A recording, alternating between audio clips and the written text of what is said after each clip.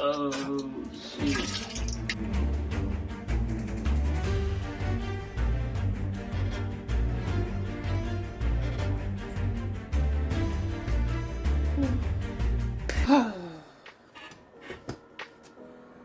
Let's do this.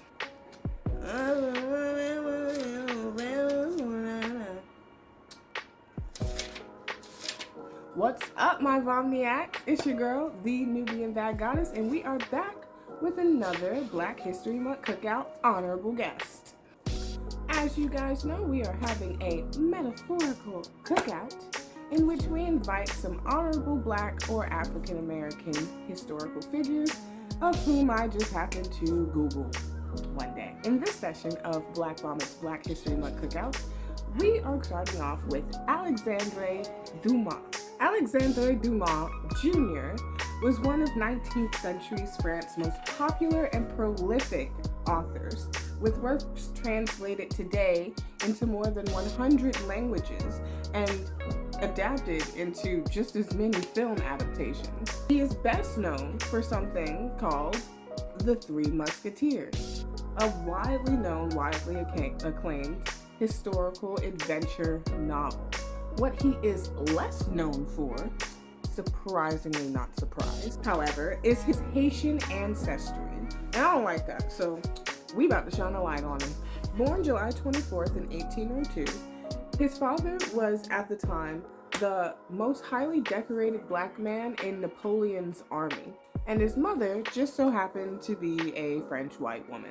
He had the luxuries of freedom, titles, status, and education. Now, Dumas Jr. was only 1/4 Haitian, and his father had adopted the Dumas family name from his enslaved mother. According to sources I found, it seemed like Dumas Jr.'s dad wasn't allowed to use his father's last name when entering the service of the army. I'm not sure if that's shame, but it's giving shame. Either way, Dumas Jr. and his father would inherit their lifestyle and inheritance from that man, being that granddaddy was literally a French marquis. Title and wealth aside, Dumas Sr. had clearly made a name for himself in the army under Napoleon, being the very first Black man to earn such highly decorated titles. They nicknamed him the Black Devil. Must have been something on the battlefield. I don't know what he was doing out there. Dumas Jr., however, would turn to the pen and not the sword to carve his place in history as one of the very first Black playwrights and historical novelists. Due to the Dumas occupations, they were in the public eye a lot, and so during their time, people knew that they were both Black. And most importantly, for Dumas Jr., who was 1/4 Haitian and could pass for a white man somewhat, I mean, the hair kind of gives it away, just a little bit, but he could have passed, but people were aware. There was nothing in my research that suggested that Dumas Jr. was passing.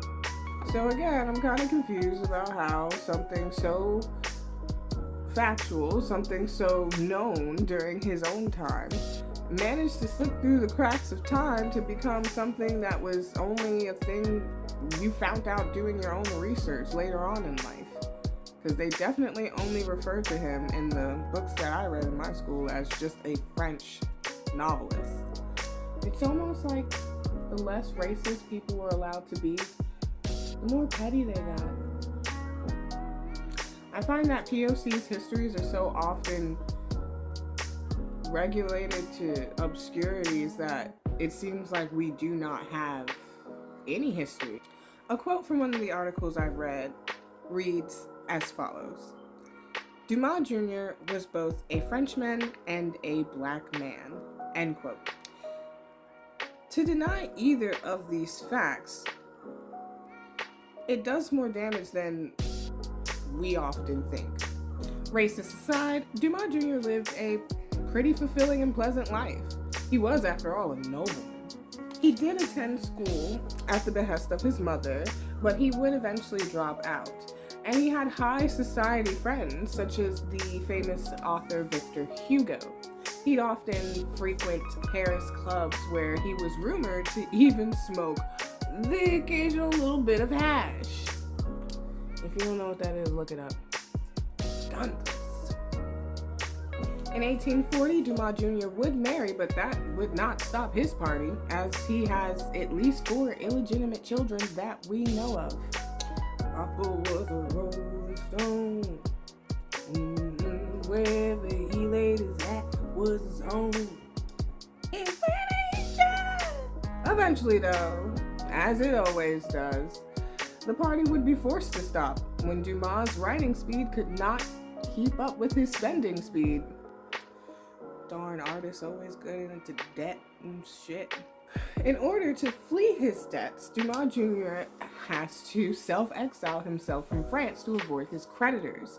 He sells his land and his family home that he had acquired in order to fund trips to Belgium and then later on Russia.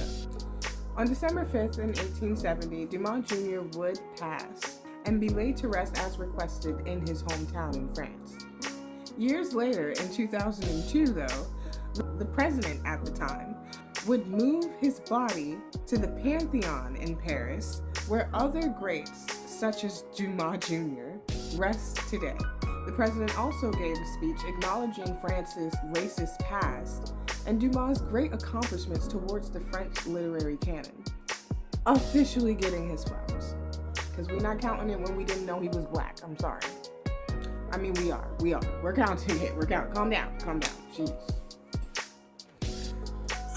I am the Nubian Bad Goddess, and this has been BlackVomits Black History Month Cookout. Somebody tell Dumas Jr. if he brings some hash, he can bring his mom.